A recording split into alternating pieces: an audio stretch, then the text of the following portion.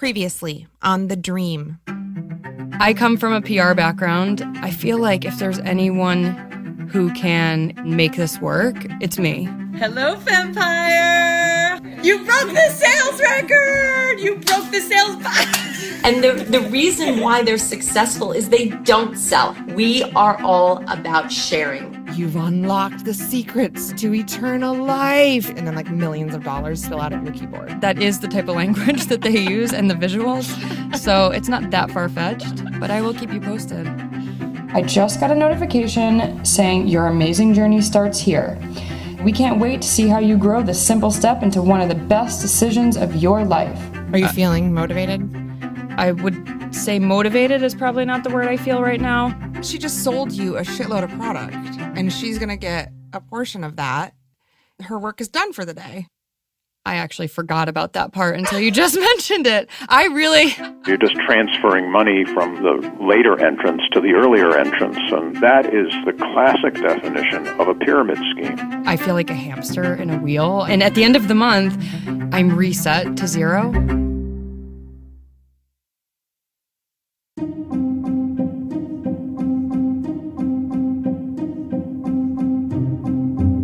On our last episode, Mackenzie signed up for her MLM. And the minute she hit confirm payment on her starter kit, she got bombarded with emails and documents and piles of language about how she should launch her new business.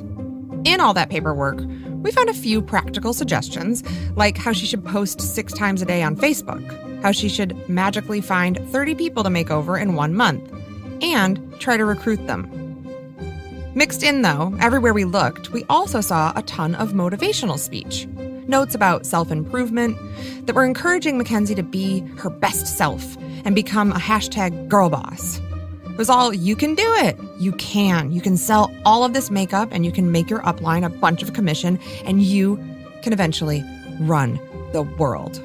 This marriage of positive thinking and investing in oneself is actually the heart and soul of multi-level marketing.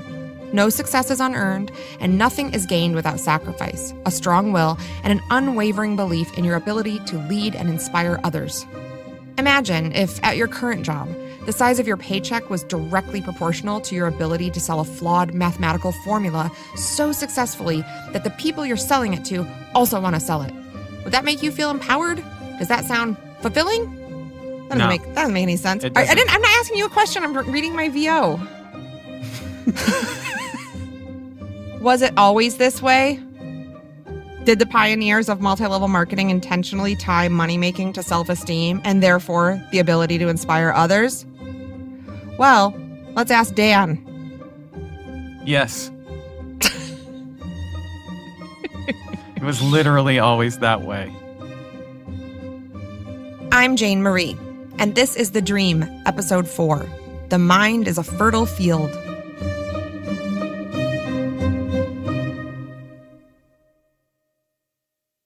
Dan. Yeah. What have you been doing? So I've been digging into the legal history of MLMs. Mm-hmm. And later in this series, I am going to take you on a journey through the epic battle that took place between the FTC and the multi-level marketing industry during the 60s and 70s. Mm-hmm. And while I was looking into the old companies and the history, I started to notice this thing over and over again. The language that we hear, the #girlboss, the be your best you, that mm-hmm. type of language that you cannot escape. Right. If you start looking into these companies, has been around from the beginning of the industry until now. Mm-hmm. It's this huge part of how these companies sell themselves mm-hmm. to the world mm-hmm. and how they try to recruit you. And yeah, what I realized is it always has been. And it still is. Here's a guy named Eric Worre. Mm-hmm. And Eric makes his living training people to be a multi-level marketer. Now? In fact, he's the guy where if you type in MLM into YouTube, he's going to come up 6 times. Eric's face jumps out at you. Yeah, it's just, he's there. If you're constantly feeding your mind and allowing your mind to be infected by negative, pessimistic, compromising thoughts, then you can guess what your results are going to be. you're not trying to look for an environment that will support you. Your job is to create an environment that will support you. Create. You understand what I'm saying? So it's your job. There's another guy actually named Todd Falcone. He's also a network marketing trainer. Network marketing training is one of the most meta jobs I've ever heard of. I'm going to train you to train people who then will train people. Well, not everyone just knows how to train other people to train other people. You know what I mean? When you're coming from a position of belief, you cannot be touched. Nobody can touch you. And you must build your business on a foundation of belief. So when somebody says to you, is this network marketing? Your answer is, heck yeah, it is. If it wasn't, I wouldn't touch it. I mean, you can hear this heightened sense of assertiveness, this extreme confidence, but it also can turn dark. There's like a back and forth between you can do it and if somehow you don't do it, it's your fault entirely. Yeah. You know, you come join us. We're going to help you do it. Oh, look, you messed up. Right. That's your fault. Right. You're on your own. And you know what? If people are making money in your company and you ain't, it's not your sponsor's fault. One seed planted and properly nourished with warmth and moisture will return thousands of such seeds. Work is required to keep the weeds from choking it, and work is required to nourish it, because we know that everything has its price. He seems intense. He's super intense. And his story is crazy. What is it? Well, let's start at the beginning, Jane. Yes, please. Okay, so William Penpatrick was born in 1930 in North Carolina. Mm-hmm. He was born on March 31st, something that jumped out at me. That's your birthday. It's my birthday. You and WPP. He sharing was, some cake. His life had all the hallmarks of what all of the lives of the early MLM owners would kind of have. What, being a depression baby? Yeah, being a depression baby is one of them. But also, they tended to all be door-to-door salesmen to start out. They started a lot of businesses, but failed at them. That's entrepreneurship. That's what it is. It is. You're right. Yeah. You're right. We know that. Well, not independently corroborated. I have read in several places that he was bankrupt by the time he was 30. Mm-hmm. So he goes bankrupt, and then he goes to college, gets his teaching credential, and then he starts teaching at a junior high school. But ambition would get the better of him, Jane. Okay. He had to make some money. Okay. Right? So that's when opportunity struck. Let's just say that. Mm-hmm. He was living in San Rafael. Where's that? Northern California, just outside of San Francisco. The legend has it that one day he's walking down the street in San Rafael, California, and this scent is wafting out of a garage. This fruity, soapy, lotiony kind of scent. Yeah. And he's compelled. He, at this point, stops and decides he needs to go into this garage. This is a person's garage, a person's home, right? He's being following drawn. the sun, like Pepe Le Pew. Yes. I picture him like floating up the Exactly. driveway. There's like a weird greenish yellow waft coming out, and he floats towards it. Anyways, he goes in and he finds out that I would never walk into anyone's garage unless they're having a garage sale. this is a guy that smelled opportunity. And he finds out that this smell is coming from this line of soaps and cosmetics that are fruit-scented from a company called Zoline. And this guy in the garage, thankfully he was there, was sitting on just boxes and boxes of inventory of Zoline. Do you want to know what they sold? Because it's cool. Yeah, sure. I would love. Okay. So what did they sell? So they sold lemon face splash, mint ice honey almond facial scrub. Wait, is that one product? Yeah. What is it again? Mint ice honey almond facial scrub. Too much stuff. Too many things. Well, and then Pick one thing or two. Strawberry frappe cleanser. It's Fruity Beauty. So William Penpatrick walks in and sees the guy and says, "What is this? I want this stuff." I'm your guardian angel. And somehow he coughs up the money to buy this guy out of all of his product. And it costs $16,500. What year was this? This was 1964. Hang on. Are you going to do the math? Uh-huh. Okay. How much was it again? $16,500. That is $135,000. This is a guy that failed as an entrepreneur. Bankrupt. And so where does he come up with that money? I have no idea. Anyways, he obviously changes the name of the company. Not to Fruity Beauty. But to Holiday Magic.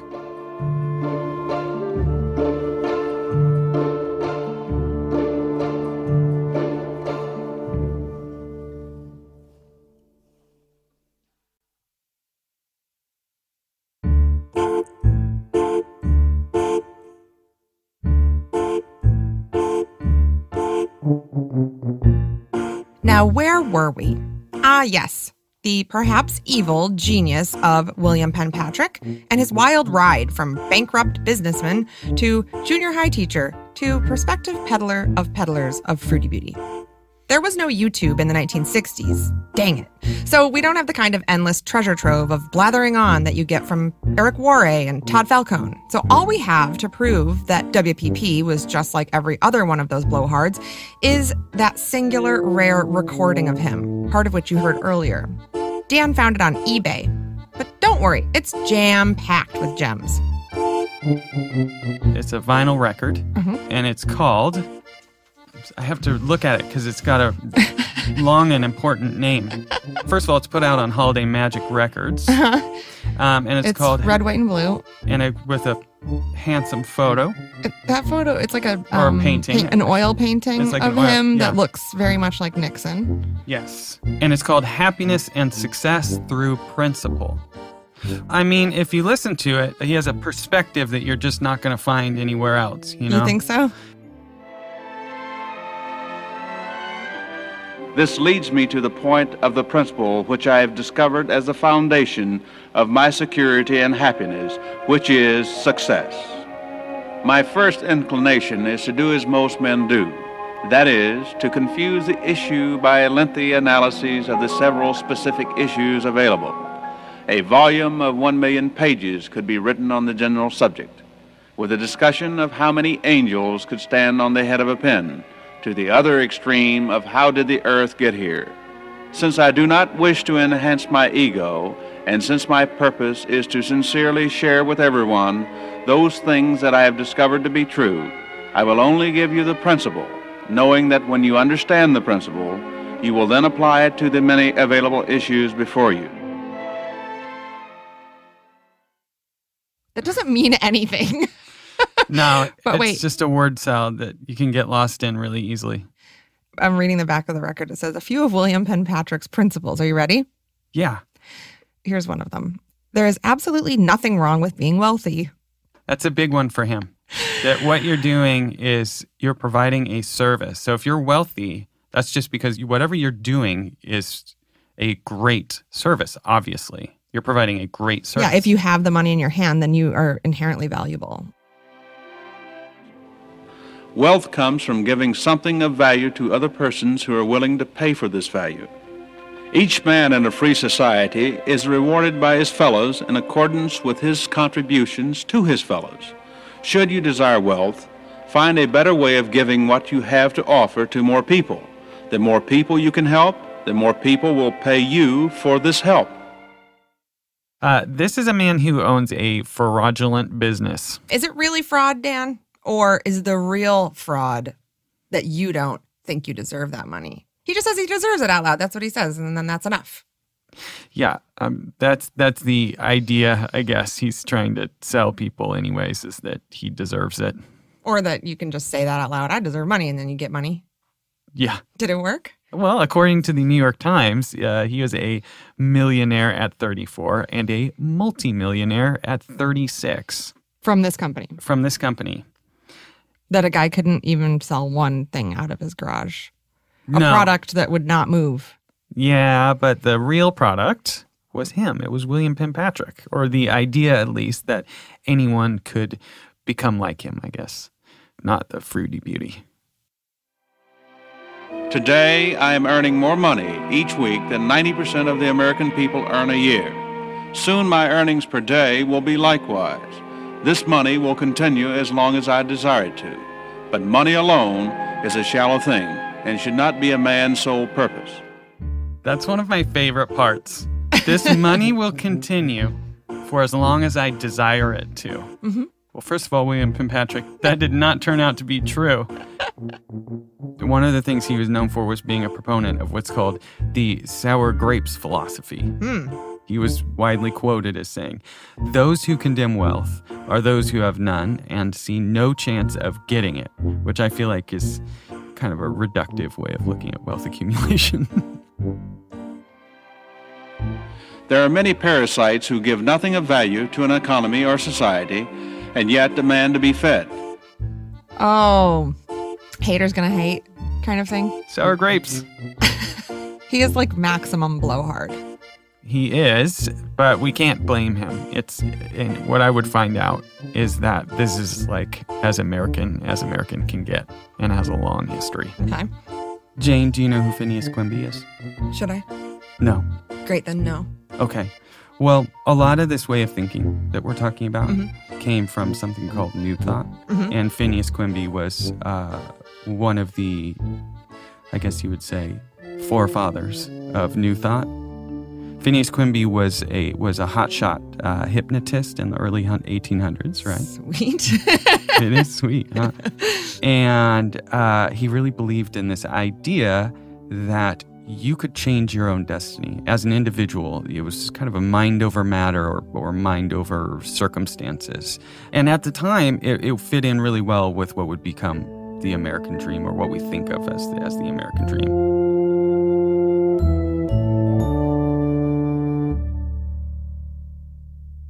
Just that you can do it if you try. Yeah, exactly. Use this kind Everyone of has an opportunity. Yeah. You just got to take a hold of that opportunity. You got to work hard. Be white, be a man. Yeah. Those two things are very important. Yeah. So he would say that if you could train your mind, you could not only become a success, but you could do things like make yourself healthy if you're sick.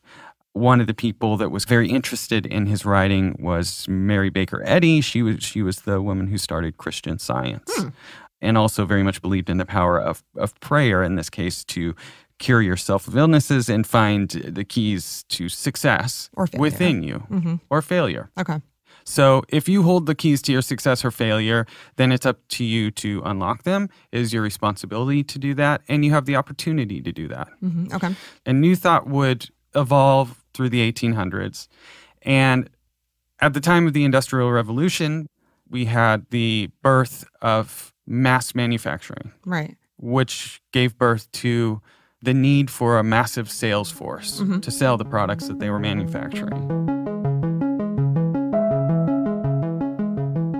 So over the next few decades, basically from the 1910s to the 1950s, there was a new group of people who would use ideas from the New Thought movement and incorporate them into books and seminars written about how to take charge and become a great salesperson. And that's where you start seeing books like The Power of Positive Thinking by Norman Vincent Peale. And then a couple other big ones were Think and Grow Rich by Napoleon Hill and How to Win Friends and Influence People by Dale Carnegie. But he's like rich already.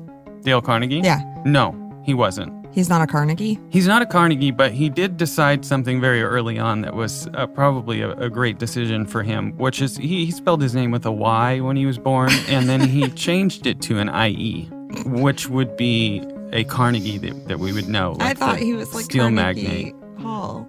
But wow, okay. So many interesting guys. So many interesting guys. The thing about Carnegie as well is that he introduced something new, which is large group awareness training. Okay. And this is where a group of people get together and start to implement the tactics and strategies and psychology and practices of whatever group you're a part of. Also, in the 50s, you had this prosperity thinking that was starting to rise up in Christian churches all over the country. And that's where you get a book like The Power of Positive Thinking by Norman Vincent Peale, who was also a minister. Yes, he led a church called Marble Collegiate in Manhattan. And it was a place where a lot of very, very powerful people went, including a young Donald Trump in his family.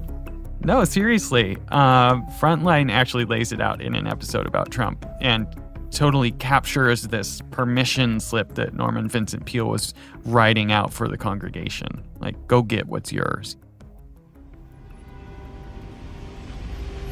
As a young man, Donald Trump grew up hearing the gospel of success at the Marble Collegiate Church in Manhattan.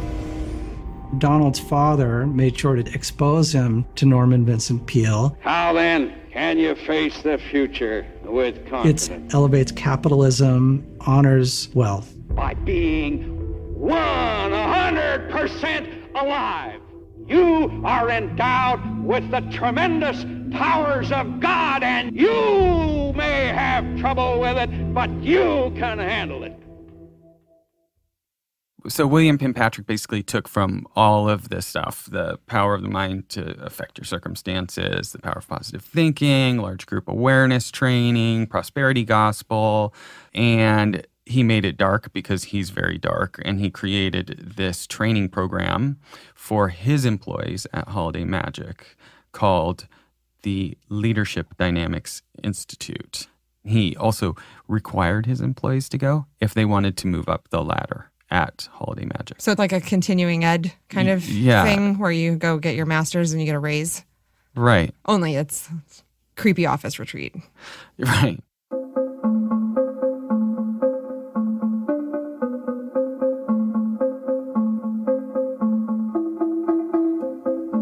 After this conversation, Dan and I became kind of obsessed with William Penpatrick and this whole world, and we started texting each other weird stories that we'd find about 2 books that focus on William Penpatrick.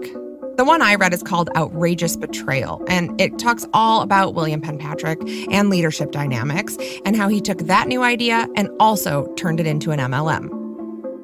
Where basically they just recruited people to give these lectures and created a pyramid underneath. Yeah. So that whole jam is like William Penpatrick's side hustle. Well, it wasn't just a side hustle because he required his employees, if they wanted to reach a certain level within Holiday Magic, right, then he required them to do it. Eventually, though, Leadership Dynamics got shut down, and we are lucky that they got shut down because they got taken to court, which means we have depositions. And they're bananas because William Penpatrick, he was just a maniac. Like, he's a maniac about everything. Yeah, I mean, it was like the most extreme expression of these ideas about power. And he didn't have an off button. So what happened? Well, so Leadership Dynamics, it was $1,000 to go for the whole weekend. Wow. To some motel in the Bay Area, which in the 60s, which is like super creepy to me. Yeah, super creepy. Hotel California. Exactly, the Hotel California. That's exactly what I was thinking. So this comes from lawsuits that eventually came up. That's how we know all of this. But the people who paid $1,000 to be at the Leadership Dynamics, quick aside, also, they had to go to get promoted, but then they also had to pay for it. I think it's such nonsense, but wow. So they pay $1,000 to be at this Leadership Dynamics Institute weekend getaway retreat, but it was the opposite of a retreat. What do you mean? They want to hear what they got to do? Sure. They were forced into coffins. What? Like real coffins. I don't know. That's how you become a good boss. They were strung up on giant wooden crosses where they'd hang for hours. And then they also did group bullying, where like one person would admit something embarrassing or something, or even just be a person, and then all the other people in the room would just be yelling at them and making fun of them. This is at a corporate training seminar? I guess. Okay. I don't mean to be laughing. It's horrible. No, it's totally horrible, but he's just such a lunatic.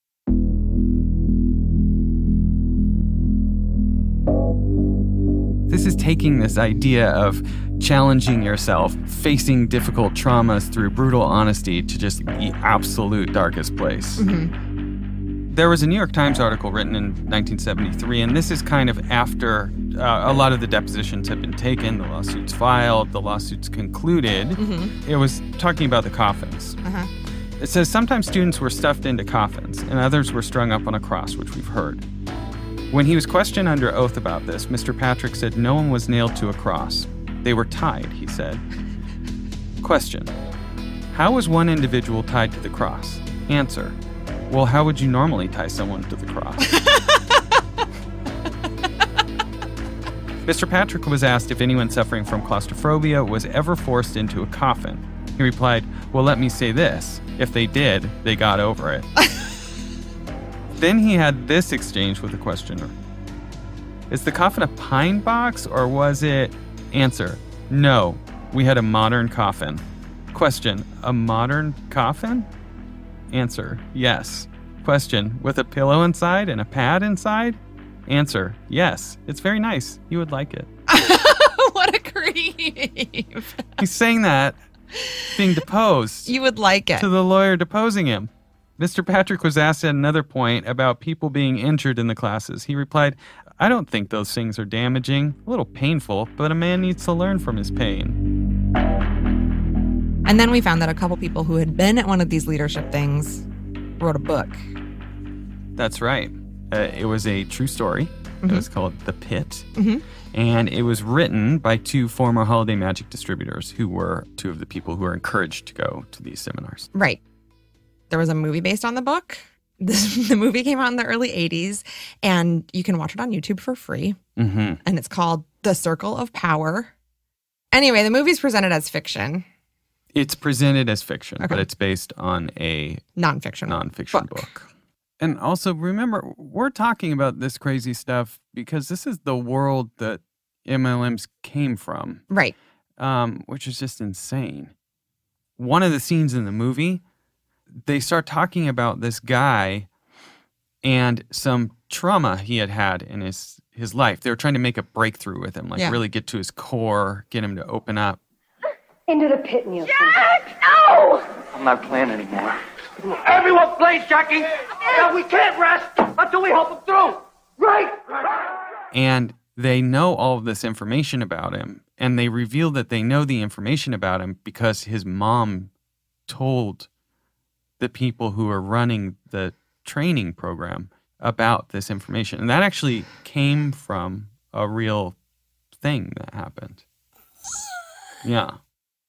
So the author of The Pit says in the book that a Holiday Magic employee was forced to acknowledge that he had witnessed his mother having sex with another woman as a child and was later molested by his father. The instructors were told of these traumas by the participant's own mother, who was also a Holiday Magic employee. Go ahead and kill me. I don't believe in what you're doing. And if I could find a way out of here, I would leave. You wouldn't have the guts. I don't want the promotion. Obviously. Ted rationalizes cowardice with delusions of superiority. Who'd like to straighten him out? Teddy boy. Up we go, Teddy boy. That's it. Up, Teddy. Up, Teddy. Up, Teddy. Teddy boy. Right. So we should probably say this was a really difficult movie to watch. I don't recommend it personally. It's a hard watch, and it took us 2 sittings. It's kind of excruciating. But that was a scene from the movie. Yeah. And it's based off The Pit, which was written about leadership dynamics.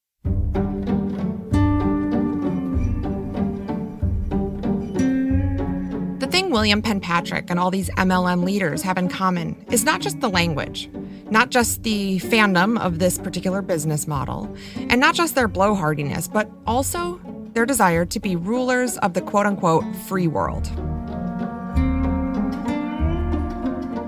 So William Penpatrick, he ran for governor in 1966. Right. He originally got the idea because he was good friends with the founder. This is just going to get weirder and weirder. He was good friends. He had earlier in the decade become good friends with the founder of the Minutemen militia group. What? Yep, his name was Robert DePoe.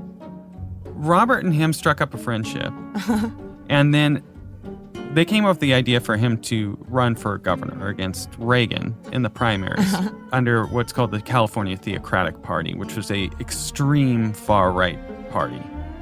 And him and Robert DePoe also had the idea that Patrick run as George Wallace's running mate in 1968 for president. So this is what these guys are scheming up. He's put himself out there. He doesn't give a lot of interviews, but he is obviously in the public eye to some degree. Right. Through politics and whatnot. And the FTC eventually catches wind of Holiday Magic. They receive a complaint. And it's a complaint by one of the distributors for Holiday Magic, basically saying that there is no way that they can succeed in this company, and that the company has, in recruiting them, told them that they would be exceptionally rich.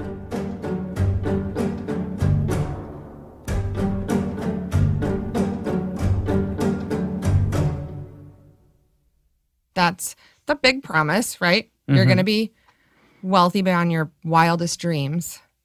But if it doesn't work out, that just means you didn't dream hard enough. If you don't show up to a leadership dynamics course, you're not going to make it. If you don't go to all the conventions you're supposed to go to, you're not going to make it. But you can make it. Right. That's the other thing, is it's not just on them, but like they 100% have the ability, they say, to be a millionaire. And they're still talking that way. You can't just sit at home and imagine a Lamborghini and it pulls up into the driveway and somebody gives you the keys. It's not a magic trick like that. Your subconscious brain is working all the time, no matter what you're doing. It's working, it's helping you guide and shift and make different decisions.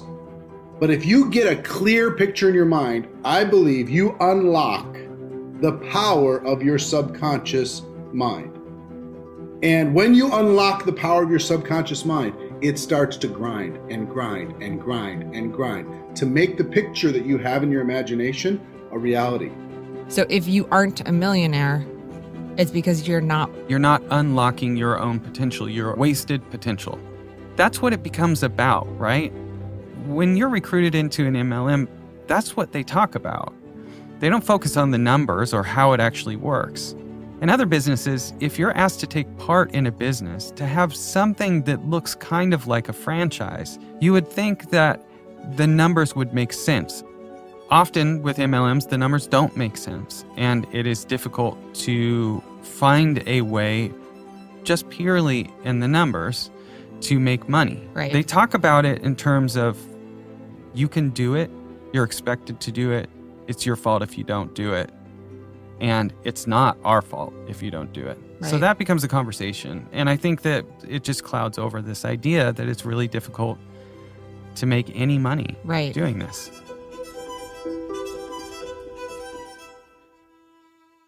One of the reasons why this language is important also is because it's something that the FTC would reference a lot in their efforts to shut down some of these companies in the 60s and 70s. These false promises that the numbers and the structure of the companies wouldn't support. And one of the companies that the FTC went after was Amway. And it ended up being a really big case. And we're going to get into that a lot in later episodes. But right now, I want you to hear a little bit of Rich DeVos talking, who is one of the founders of Amway, because he has a knack for speaking in this same vernacular. How would we ever know if we could succeed in the aviation business until we tried the aviation business? How would we ever know whether you could sail a boat until you try and sail one? How do you ever know if you're going to be able to sell soap until you try selling some? How do you know whether you could ever be a leader of an organization of hundreds of people until you try and recruit one? Just promise me you'll try. Really try. Rich DeVos, don't forget, was the father-in-law of Betsy DeVos, our current Secretary of Education. And in many ways, the marriage between our federal government and MLMs is at its zenith, because not only do we have a president that kind of just talks this way anyways, but he also used to endorse several MLMs and made a lot of money doing it.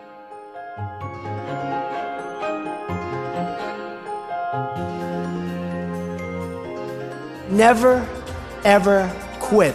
To be victorious, you have to think of yourself as a winner. You have to feel that you're a winner. You have to feel that you're better than the competition. We want to end up being the biggest in the industry. We are going to be